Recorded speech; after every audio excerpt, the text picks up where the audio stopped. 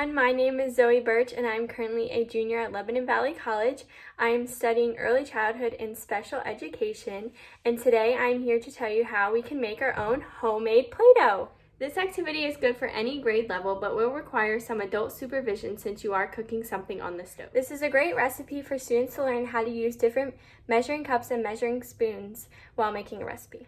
The ingredients that I will list makes a ton of Play-Doh, this much. I would say this is perfect for one child. If you have multiple children, you would probably want to double the recipe, but this makes plenty for one child. Before we get started, I will go over each ingredient and how much we need of each. Just a side note before we get started, I originally made this Play-Doh about 3 weeks ago and I've kept it in a Ziploc bag ever since then, and it is still soft as ever, so this Play-Doh is definitely long lasting.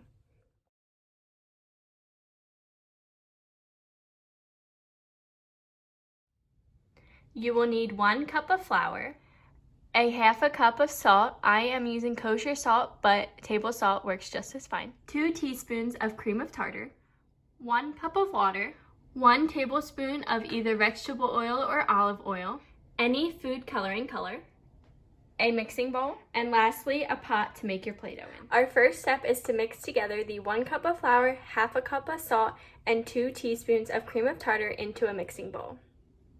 First, I will pour my 1 cup of flour in the mixing bowl.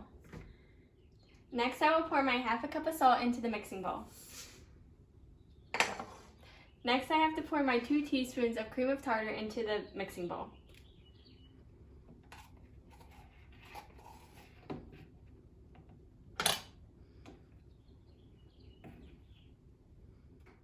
Now I'm going to mix all of my dry ingredients together.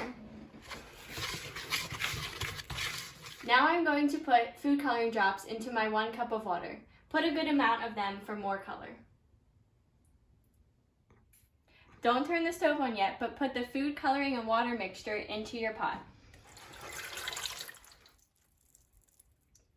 Pour your 1 tablespoon of oil into your pot. Next, you will take your dry ingredient mixture and pour it into the pot.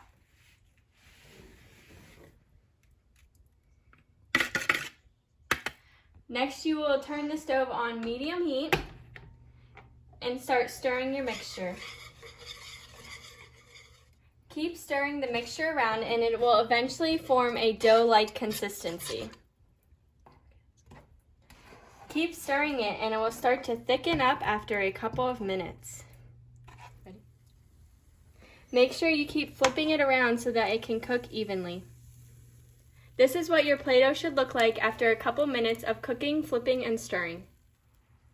When all the liquid has disappeared and your Play-Doh starts to form a dough-like consistency, turn the heat off and put your Play-Doh on a cutting board or a plate to let cool down.